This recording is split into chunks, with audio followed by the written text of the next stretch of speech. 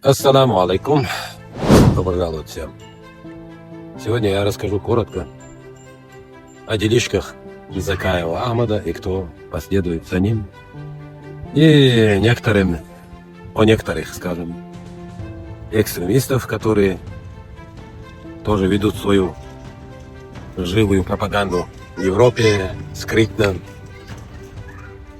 В общем, я расскажу о нелегитимности Закаева, который он создал в соцсетях виртуальную, правительство якобы. В общем, я живу здесь, в Бельгии, город Сент-Николас. И у меня были очень много встреч с местными властями. Я дошел даже до верхушки с правительственным юстицией. Ну, это главное вообще в Бельгии.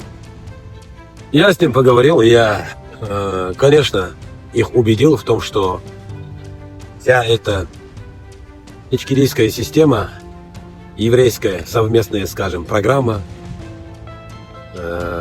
которую нам распространил в Чеченской Республике, и этим они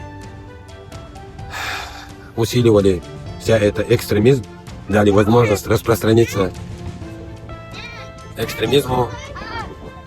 И в этом были непосредственно Закаев и Басаев и другие такие, скажем,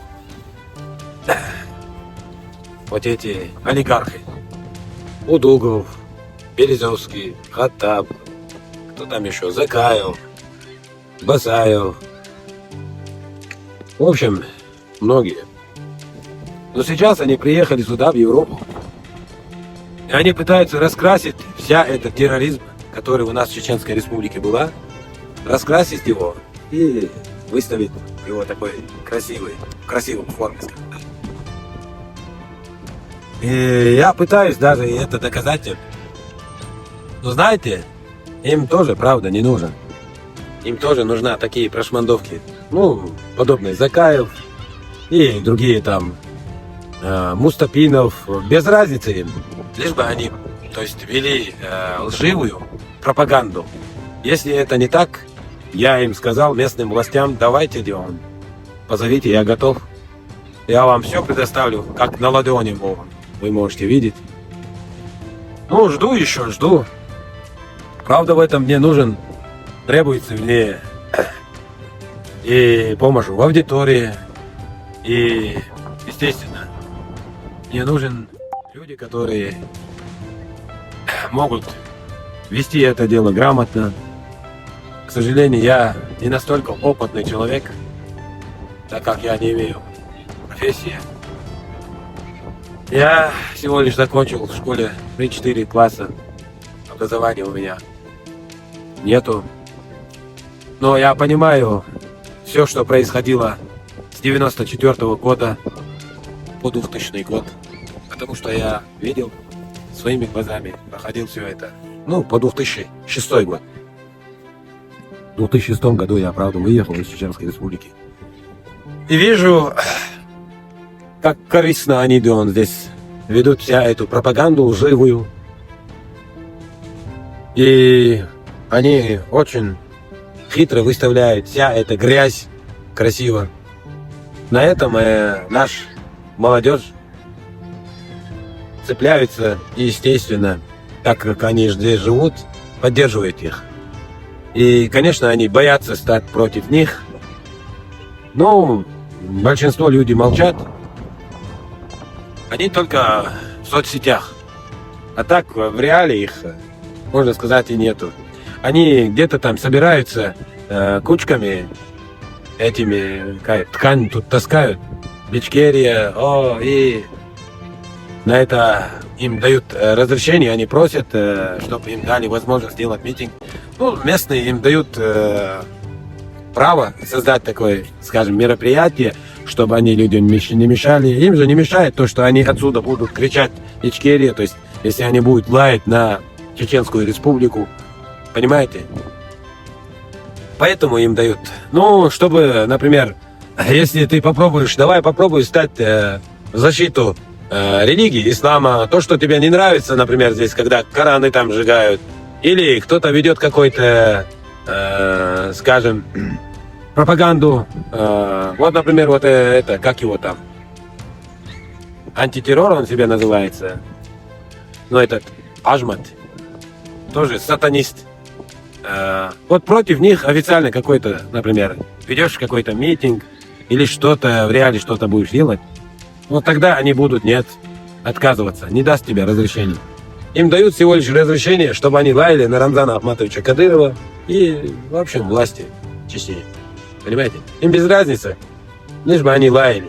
А эти прошмандовки уже, даже их не надо спросить, вы должны, вы могли бы. Они с удовольствием, даже с радостью будут и делают это. Подлые поступки. И еще выставляет наш народ в плохом виде. Понимаете? Но народ должен знать, весь мир должен знать, что за этим то есть бичкирийским планом, который у нас была в Чеченской Республике, была терроризм. То есть много чего. Вот вся это преступление, которое у нас было, к этому возвращаться они хотят. Это раз. Это одна сторона, но это желание вот этих экстремистов, ваххабистов. Свобода. Свобода бандитов. А у Закаева есть свои цели, чтобы чеченцы жили без религии, естественно, и узаконить вот этот, как его там, однополые браки, демократии, в общем, сатанистская программа. Вот это два желания у них. Ну, как-то так. А чеченцы их никогда не примут. Чеченцы сейчас знают. Но в соцсетях очень похоже, якобы все идут против Рамзана Ахматовича Кадырова, типа там, то, все. Нет, это неправда. Просто здесь, которые живут люди в Европе, они боятся просто. Почему? Потому что вот эти закаевские пешки, если ты станешь против них, они выставляют твою семью, родственников, всех. А мне плевать сейчас. Я вообще даже не реагирую на эту фигню.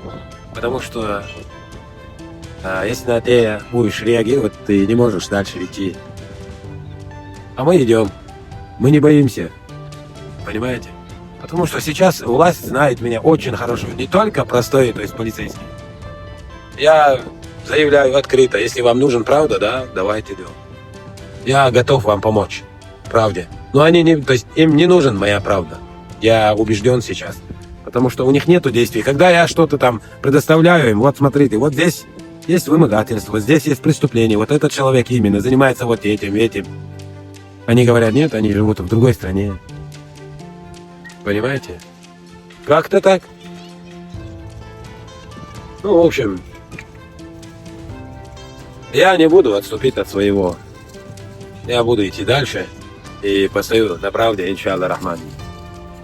Мы покинем этот мир. А вы думаете, что вы вечно будете жить? Да-да. Хотя вы знаете это, но все равно всерьез не принимаете. То есть вы надеетесь, типа. Как-то так. Кашей Бессмертный тоже умер. И вы тоже умрете. Мы все умрем. Если у вас есть мужество, просто говорите правду и все. Тут больше ничего нет. Просто говорите правду. Мы не боимся. Я готов отдать свою жизнь на справедливости и на правде. Как-то так. Но я бы хотел обратиться к тем, кто поддерживает Рамзана Ахматовича Кадырова и, естественно, путь Ахмад Хаджи. Мне нужен образованные люди. Здесь можно много чего изменить. Много чего. Находясь здесь, можно их давить. Я знаю как. Очень хорошо знаю. В общем, я надеюсь, что в скором времени и эта возможность у меня будет. Я и до этого дошел, и пойду дальше. В общем, как-то так. Я желаю всем, кто имеет в себе человечность и кто пытается защищать правду, справедливость, удачи.